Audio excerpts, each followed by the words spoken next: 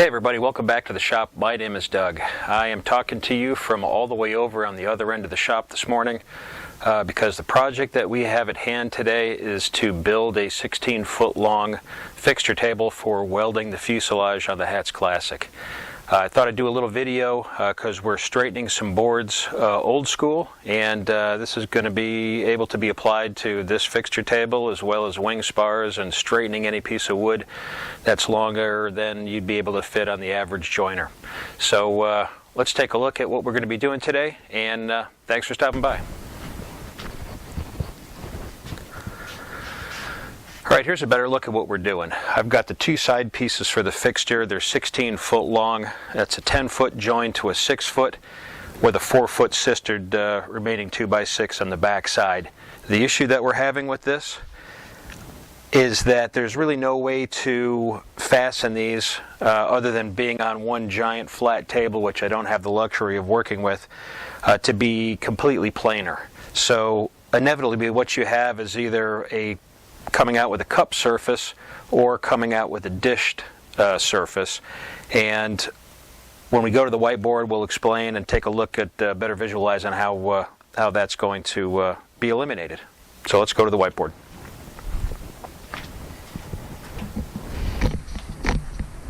Alright, excuse the handheld camera work here. What we've got is basically a long board that's got a bow in it. This is going to be a little bit easier to explain. And how we're going to fix that is that on the end we're going to attach a piece of mason line, and we're going to put a block of wood under it, and we're going to stretch that mason line all the way to the other end and fasten it.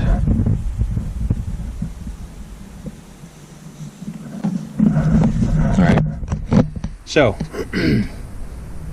if we take a scale, or really any piece of wood, what I did was I just used a piece of scrap and placed it on top, and then just made a tick mark going through, and was able to kind of judge the height of the string in relationship to the two marks there. So really, it doesn't matter if it's a scale, it just has to show current position.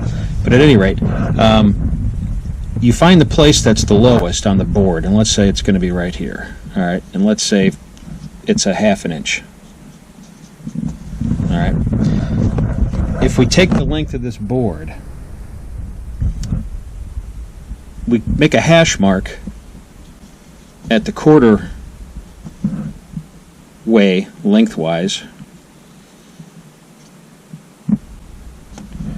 and the same thing on the other side.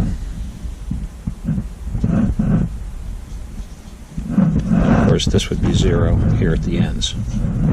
And the reason why we do put something under the string is that we really want the string to be up and off the ends so that you can take that into account as well. So basically what you want to do is, if you have a 1/2 inch that you need to remove off of both of these sides, you just take a hash out break this up into quarters. And in theory, you'd never do this in practice, but if you had a planer that would take off 1/4 inch at a time, technically you could start your pass here, go to the end, start your pass here, go to the end, and then go back from the center point, take another pass and go to the end, take another pass and go to the end, and you would be flat. That's basically what you're doing, is you're taking this center distance and dividing it into whatever's comfortable for your planer. I have a power planer and a hand planer. The power planer is set to about a 32nd of an inch because these weren't particularly that bad. So I think mine was a quarter of an inch out. So that's 8. Hope I'm doing this right. 8 32nds. So that would basically mean that from the center section of the highest deviation, I would mark out 1, 2, 3, 4, 5, 6, 7, 8. 8 passes, and I would do the same thing. I would start here, go to the end. Next pass, start here, go to the end. Next pass, start here, go to all the way to the end, and you will be stepping this down sequentially. It's the same way that they scrape machines for linear bearing. And it works here. It's an easy way to do this. So let me go ahead and show you the setup, and I'll show you the result. Alright, here we are at one end. I'll show you what I got here. Little roofing nail put into the side there. Obviously, if you were doing a wing spar, you wouldn't want to be doing that. You'd have to fasten it some other way, but you could come up with an arrangement of clamps to suit. I've got our little stick here. I've got the mason line stretching out over it. And as we travel all the way to the other end, you can see the doubler there. We'll take a look. And we've got our other piece of wood here. Now the important thing is that if you're going to use the two pieces of wood, that the two pieces of wood ought to be the same height so that everything stays as a reference. I've got the roofing nail and the string wrapped around that, and then the spring clamp, of course, is holding the whole mess together. Now if you take a look at, this is what I was talking about before, is that I've got a piece of wood with the two marks on it. And of course, this is all backlit with everything. Let's see if I can come on inside.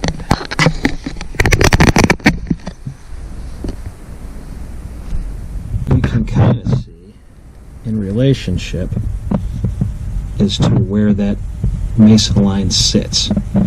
Now, I've already gone ahead and done some work on this piece. And what I'm down to now is that you can kind of see as this piece gets slid under, it passes just underneath the string. And that's why these two pieces, all three of these were cut from the same piece of wood. So that's just clearing. And if we go down and just take a random sampling, you see how that offsets the string? It's a little too high in that area there. So we'll mark that. Put a hash mark on it and put some, put the planer to it. And eventually, what you'd like to have is that this passes just underneath, all the way down that entire length. And if it just passes, then it has to be flat. So let me put some more work on this, and we'll come back and take a look at it. All right, it's been about a half an hour since we last spoke, and slowly went through and got this as close as I could, and I'll give you a close-up of where we're at with it, taking a large stride in between two measurements. And the string is taut, and it's looking pretty good, so let's go to the handheld. All right, here we're at one end, and you can kind of see how this will just slip underneath there. And if we kind of go down the side here, this should just slip underneath there. It's just hanging up on the edge just a bit. I mean, in the end, this is just a fixture table, so this is just way overkill.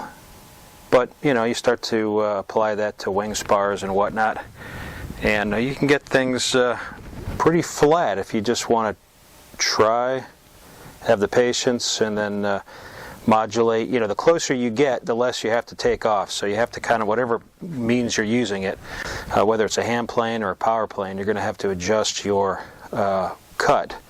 Because just like in the diagram, being off a half an inch is one thing, you can start hogging. But you start getting down to half a line thickness, excuse me, and you're going to have to just be able to take less and less off per pass. So that's it. I'm going to call that a wrap. And thanks for joining me. Hope this was helpful to you guys. Take care.